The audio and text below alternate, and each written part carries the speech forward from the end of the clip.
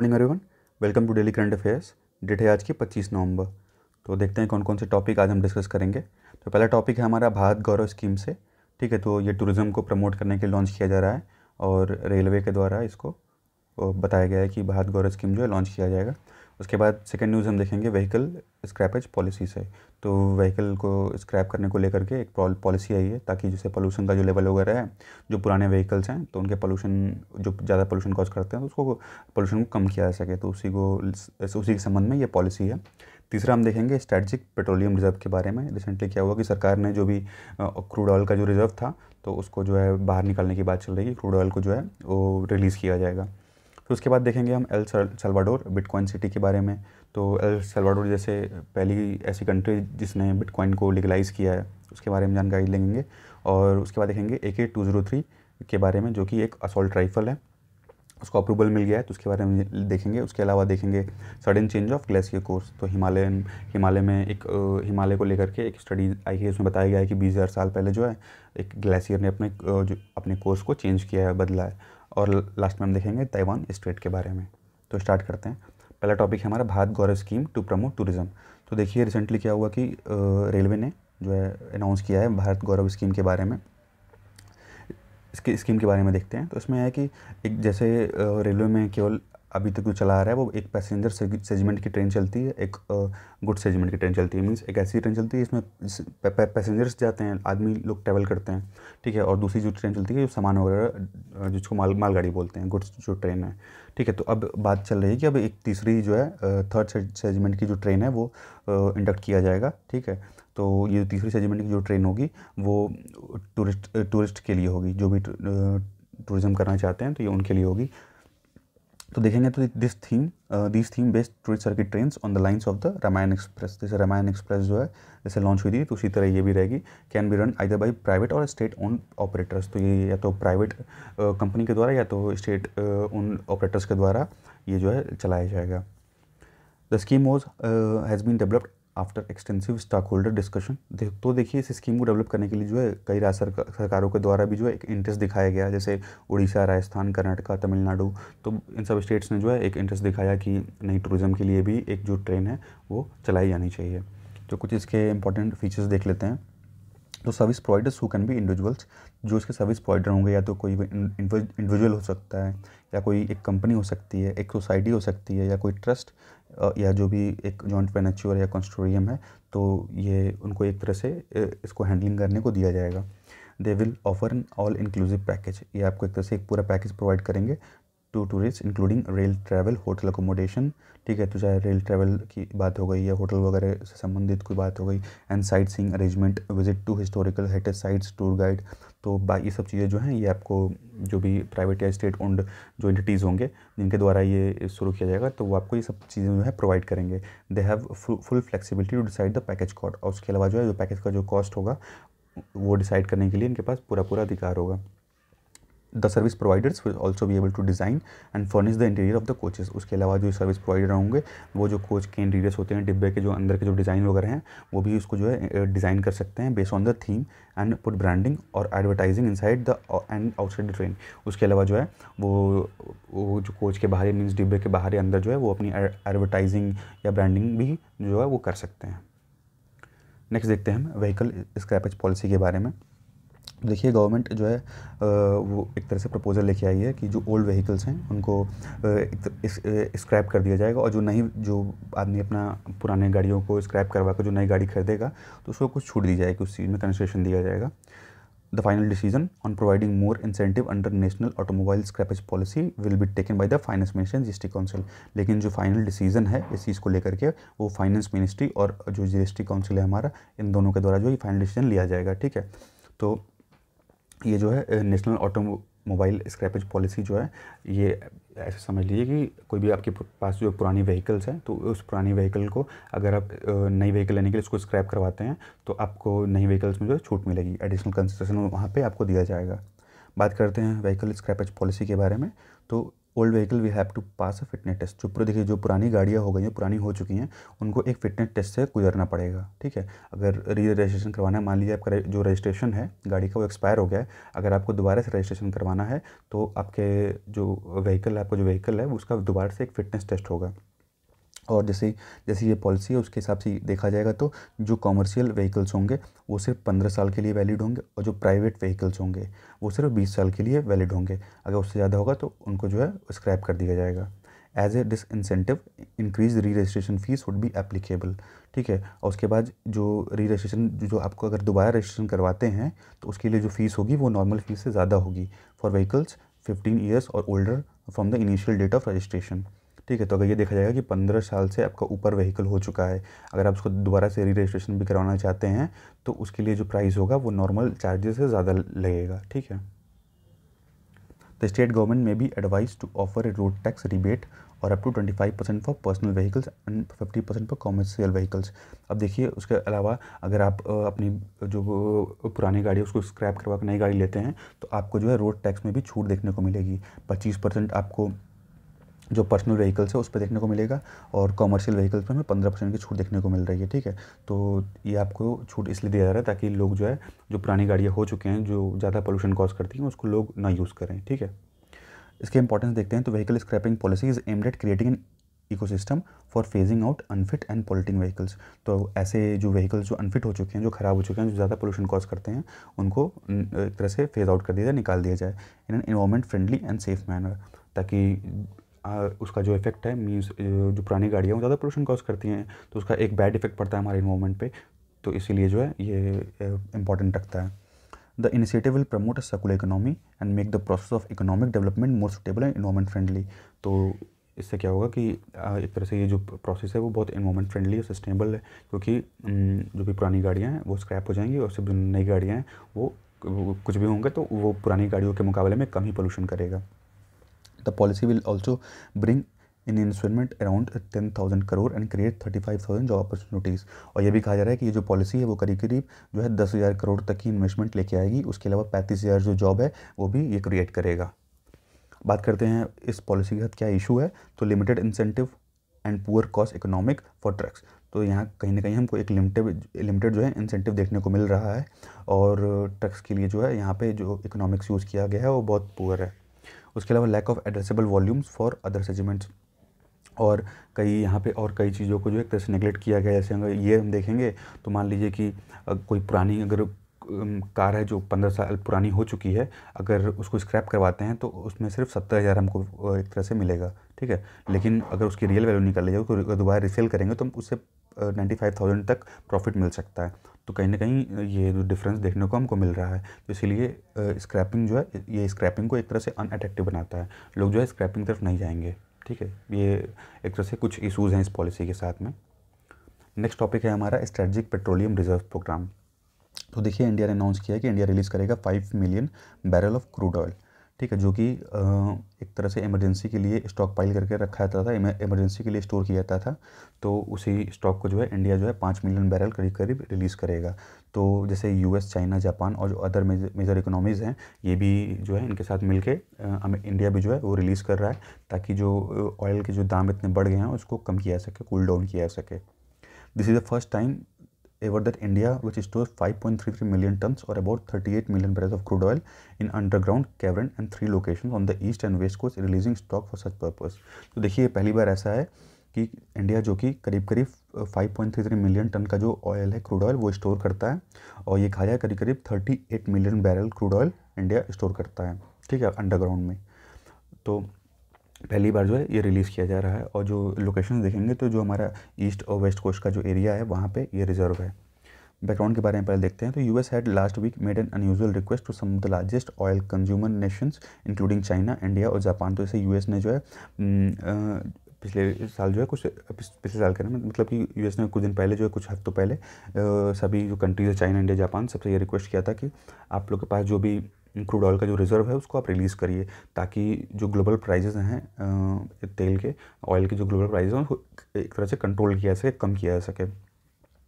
उसके बाद देखेंगे तो जो ओपेक कंट्रीज़ है, तो ओपेक कंट्रीज़ ने जो है, ओपेक कंट्रीज से कहा गया था कि आप क्रूड जो ऑयल का प्रोडक्शन है उसको और बढ़ा दीजिए, इंक्रीज़ कर दीजिए, लेकिन ओपेक ने जो है मना कर दिया इस चीज़ को लेकर के। इसीलिए हमें ये जो इंक्रीज़ देखने को मिल रहा है दाम में, तो ये कहीं ना कहीं इस चीज़ का भी इफेक्ट है, क्योंकि यहाँ पे प्रोडक्शन जो है कम अमाउंट में हो रहा है। पहले की तरह ओपेक जो है ज़्यादा अमाउंट में प्रोडक्शन नहीं कर रहा है, कम अमाउंट में कर रहा है, इसीलिए जो तेल के दाम हैं वो इतने बढ़ गए हैं। तो आप बताइए कि कमेंट में आप हमें ये बताइए कि जो ओपेक कंट्रीज़ हैं उसमें कौन कौन सी कंट्रीज़ ओपेक में आती हैं, ये कमेंट करके आपको बताना है। बात करते हैं SPR प्रोग्राम के बारे में। तो देखिए, strategic petroleum reserve are huge stockpiles of crude oil to deal with any crude oil related crisis like the risk of supply disruption from natural disasters, war, other calamities. तो देखिए, जो भी crude oil को reserve करके रखा जाता है, stock pile करके उसको रखा जाता है, वो इसलिए रखा जाता है ताकि जब भी अगर सप्लाई का डिस्ट्रप्शन हो, मीन्स अगर सप्लाई डिस्टर्ब होती है, चाहे वो कोई प्राकृतिक आपदा की वजह से हो, चाहे वॉर यानी युद्ध की वजह से हो, या कोई भी अदर नेचुरल क्लामिटीज़ या क्लामिटीज़ की वजह से हो, तो उस समय जो है इसको जो स्टॉक पाइल है, जो स्टॉक करके रखा गया है क्रूड ऑयल, उसको रिलीज़ किया सके। तो इसीलिए जो है ये स्टोर करके रखा जाता है कि इमरजेंसी के टाइम में इसका यूज़ किया जा सके। Petroleum reserves are strategic in nature and the crude oil stored in these reserves will be used during an oil shortage event. तो जो भी पेट्रोलियम रिजर्व करके रखा गया है, जब भी मान लीजिए कि तेल वगैरह की कमी पड़ती है, तो उस समय जो है इसको यूज़ किया सके। And when declare by the government of India, या जो सरकार जब चाहे तब भी रिलीज़ कर सकती है। उसके अलावा इमरजेंसी के टाइम में भी इसको रिलीज़ किया जाता है। The construction of the strategic crude oil storage facility is been managed by the Indian strategic petroleum reserve Limited. तो देखिए, जो स्टोरेज फैसिलिटी का मैनेजमेंट का काम है वो Indian strategic petrol reserve limited जो है वो करता है, जो कि एक स्पेशल पर्पस व्हीकल है, जो कि आता है किसके अंदर, ऑयल इंडस्ट्री डेवलपमेंट बोर्ड। तो ऑयल इंडस्ट्री डेवलपमेंट बोर्ड के अंदर आता है, और ये ऑयल इंडस्ट्री डेवलपमेंट बोर्ड जो है वो ministry of petroleum and natural gas के अंदर में आता है। तो मैनेज करके जो स्टोरेज है क्रूड ऑयल का, उसको मैनेज करने का काम Indian strategic petroleum reserve limited करता है, जो कि एक तरह से कह सकते हैं उसका एक व्हीकल, एक पर्पस व्हीकल है, जो कि आता है ऑयल इंडस्ट्री डेवलपमेंट बोर्ड के अंदर में, और ऑयल इंडस्ट्री डेवलपमेंट बोर्ड आता है ministry of petroleum and natural gas के अंदर में। तो देखिए, ये जो है 2 फेजेज़ में जो है स्टार्ट हुआ था स्टार्टिंग में। तो under phase first of strategic petroleum reserve program, government of India दो special purpose vehicle Indian strategic petroleum reserve limited has established petroleum storage facility with total capacity of 5.33 million metric tons. तो देखिए, जो total capacity of 5.33 million metric tons है, 3 locations में है, विशाखापट्टनम में, बेंगलुरु में और पड्डूर में। तो यहाँ इतनी कैपेसिटी है कि 5.33 मिलियन मेट्रिक टन्स जो है क्रूड ऑयल को एक तरह से स्टोर किया जा सकेगा। लेकिन स्टोर को जैसे जो मैनेजमेंट वगैरह काम है वो यही करता है, ISPRL हो गया, ये आता है OIDB के अंदर में, और ये आता है ministry of petroleum and natural gas के अंदर में। देखिए, सेकंड फेज़ में जो है of the petroleum reserve program, the government has approved 2 additional commercial cum strategic facilities. तो देखिए, यहाँ पर 2 एडिशनल फैसिलिटीज़ जो है वो सेकंड फेज़ में अप्रूवल मिला है। एक जो है उड़ीसा में है, चिंदाखोल में, और दूसरा जो है पड्डूर में, तमिलनाडु में। ठीक है, और ये जो है PPP मॉडल पे, यानी पब्लिक प्राइवेट पार्टनरशिप के मॉडल पे ये बेस्ड है। नेक्स्ट है हमारा साल्वाडोर बिटकॉइन सिटी से। ठीक है, तो एल साल्वाडोर जो है वो ऐसी पहली कंट्री थी जिसने बिटकॉइन को एक लीगल टेंडर दिया था, एज ए लीगल करेंसी एक सहमति दी थी बिटकॉइन के यूज़ करने के लिए। ठीक है, तो is planning to build an entire city based on the largest cryptocurrency Bitcoin. तो ये जो है एक पूरी की पूरी सिटी बनाने की बात चल रही है, बिटकॉइन सिटी। ठीक है, जो कि लार्जेस्ट क्रिप्टो करेंसी सिटी होगी। ठीक है, El Salvador bitcoin city would be funded with the issuance of $1 billion bitcoin bond. तो इसका जो फंड है करीब करीब जो है $1 बिलियन बिटकॉइन बॉन्ड्स से किया जा रहा है। और ये जो सिटी है वो लोकेटेड होगा अलोंग द गल्फ ऑफ फोंसिया। तो ये गल्फ ऑफ फोंसिया के पास लोकेटेड होगा, जो कि कॉन्चोगा वॉल्केनो के पास पड़ता है। ठीक है, तो कॉन्चोगा वॉल्केनो के पास ये सिटी बन रही है। ठीक है, जो कि गल्फ ऑफ फोंसिया के पास है। El Salvador is already running a pilot bitcoin mining venture. देखिए, एल साल्वाडोर के द्वारा एक पायलट बिटकॉइन माइनिंग वेंचर जो है पहले से चलाया जा रहा है। ठीक है, जो कि टेकापा वॉल्केनो के पास लोकेटेड है। नेक्स्ट देखते हैं हम AK-203 डील अप्रूव्ड। तो जो डिफेंस एक्विजिशन काउंसिल है उसने अप्रूव कर दिया है। बहुत दिन से जो ये पेंडिंग डील चल रही थी, तो अब जो है AK-203 के मैन्युफैक्चरिंग के लिए जो है 6.71 लाख AK-203 असॉल्ट राइफल जो है अब इंडिया में मैन्युफैक्चर होंगी। कहाँ पे? तो यूपी में। ठीक है, तो इसकी मैन्युफैक्चरिंग जो है उसके लिए अप्रूवल मिल गया है। देखिए, ये AK-203 जो है यहाँ देख सकते हैं, ये एक असॉल्ट राइफल है। ठीक है, ये एक असॉल्ट राइफल है। 2 countries had sign an intergovernmental agreement in 2019। तो देखिए दोनों कंट्रीज़ के द्वारा जो है ये रशिया और इंडिया के द्वारा ये साइन किया गया था इंटर गवर्नमेंटल एग्रीमेंट 2019 में। उसके बाद देखिए कोरबा उत्तर प्रदेश में जो है इसकी मैन्युफैक्चरिंग जो है होगी। उसके बाद देखेंगे तो Iglas S very short range air defence है, जो कि इसको भी क्लियरेंस जो है जल्दी मिलने वाला है। ये एक short range air defence system होगा इग्ला एस, ये इसको भी जल्दी क्लियरेंस मिल जाएगा। उसके अलावा देखेंगे तो ये proposal for the procurement of GSAT-7C communication satellite for the Indian air force है ऑल्सो बीन अप्रूव्ड। उसके अलावा जो है GSAT-7C सैटेलाइट के लिए भी जो है जो कि यूज़ करेगी इंडियन एयरफोर्स, उसको भी उसके लिए भी अप्रूवल मिल चुका है। एडवांटेज देखें इसका तो induction of the GSAT-7C satellite on ground सब software defined radios will enhance the ability of arm forces to communicate beyond the line of sight. तो इससे क्या होगा कि जो GSAT-7C है ये हमारी एक कम्युनिकेशन सेटेलाइट है जी, ठीक है, जो कि कम्युनिकेशन में एक जगह से दूसरी जगह कम्युनिकेट करने में हमारी हेल्प करेगी। तो जहाँ मीन्स जैसे माउंटेन्स एरिया पे क्या होते हैं कि एक तरह से जो रेडियो सिग्नल्स हैं वो सही से काम नहीं करते हैं, तो beyond the line of site भी जो है ये काम करेगा, ठीक है। बात करें डिफेंस एक्विजिशन काउंसिल की, तो ये हाईएस्ट डिसीजन मेकिंग बॉडी है जो कि डिफेंस मिनिस्ट्री के अंडर में आती है। उसके अलावा ये जो कुछ पॉलिसीज़ वगैरह हैं, नई पॉलिसी डिसाइड करती है, जैसे जो हमारी जो आर्मी है, नेवी है, एयरफोर्स है और जो इंडियन कोस्ट गार्ड है, तो उससे संबंधित उनके संबंध में जो भी नई पॉलिसीज़ या जो भी आर्म्स एंड एम्यूनिशंस आते हैं तो उसी के संबंध में ये जो काउंसिल है वो गाइड करती है कि किसको एक्वायर किसको किस हथियार को लेना है, किस हथियार को नहीं लेना है। चेयरमैन इसके हैं मिनिस्टर ऑफ डिफेंस जो हमारे हैं। और देखिए इसका गठन जो हुआ था कारगिल वॉर के बाद जो है 2001 में किया गया था, ठीक है, जब ग्रुप ऑफ मिनिस्टर्स की मीटिंग हुई थी on reforming the national security system. तो ये 2001 में मीटिंग हुई थी, उसी के बाद से डिफेंस एक्विजिशन काउंसिल जो है उसका गठन किया गया था। नेक्स्ट न्यूज़ है हमारी sudden change of glacier course. तो देखिए कुछ साइंटिस्ट ने ये पाया कि करीब करीब जो है 20,000 साल पहले जो लार्ज हिमालयन ग्लेशियर है तो उसने अपना कोर्स को जो है बदल दिया था, ठीक है। तो वो उसका कोर्स बदल के अब प्रेजेंट डे में जो पित्तौगढ़ उत्तराखंड में है वहाँ हो गया था कोर्स। तो ये स्टडी से ये पता चला है कि 20,000 साल पहले जो है इस हिमालयन ग्लेशियर का जो है एक कोर्स जो है वो बदल गया था। This finding has been record in the Himalaya for the first time. और ऐसी फाइंडिंग जो है हिमालय में ऐसी पहली बार हमें देखने को मिली है कि ये ग्लेशियर ने अपना जो पाथ है वो चेंज किया था। देखिए जो पाथ चेंज होने का जो कारण बताया जा रहा है वो ये बताया जा रहा है कि क्लाइमेट चेंज की वजह से और जो टेक्टोनिक मूवमेंट्स होते हैं, मीन्स जो टेक्टोनिक प्लेट्स हैं, तो उन प्लेट्स की मूवमेंट की वजह से ये चेंज हुआ है। Its accumulated debris cause it to turn from a north eastern direction to a south eastern course. देखिए इसका जो डायरेक्शन है वो नॉर्थ ईस्ट से चेंज होकर साउथ ईस्ट हो गया है, ठीक है। अब देखिए क्या क्या मेथड यूज़ किया गया स्टडी करने के लिए, तो रिमोट सेंसिंग और एक ओल्ड सर्वे मैप का इस्तेमाल किया गया। The unnamed glacier lies in an extremely inaccessible region. और जहाँ ये ग्लेशियर है वहाँ पे एक तरह से वो जो एरिया है वो इनएक्सेसिबल है, मीन वहाँ जाना बहुत मुश्किल है, ऐसे एरिया में ग्लेशियर है।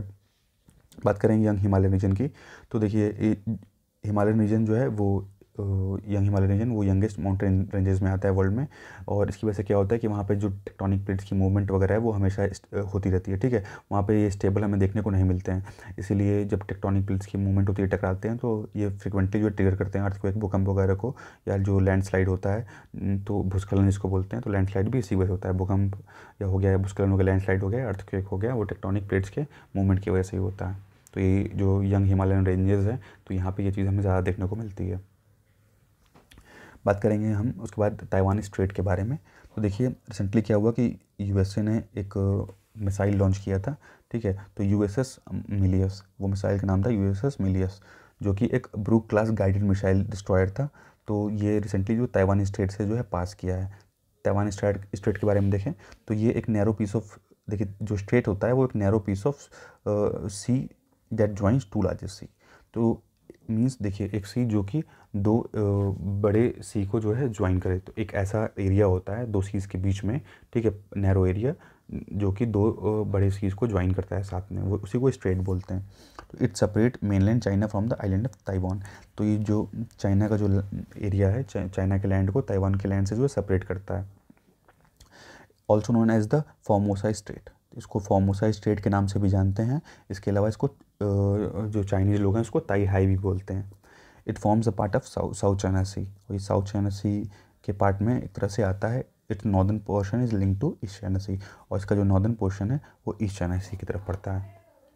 तो मैप में इसकी जो ताइवान स्टेट है उसकी लोकेशन आप देख सकते हैं, ये ताइवान है और ये चाइना है, तो इसके बीच में ये पड़ता है, ठीक है। तो इसी को स्टेट बोलते हैं, जो कि दो ओशंस को जो है कनेक्ट कर से, इधर जो है ऊपर साइड में साउथ चाइना सी आपको देखने को मिलेगा, ठीक है, और इधर के रीजन में आपको ईस्ट चाइना सी देखने को मिलेगा।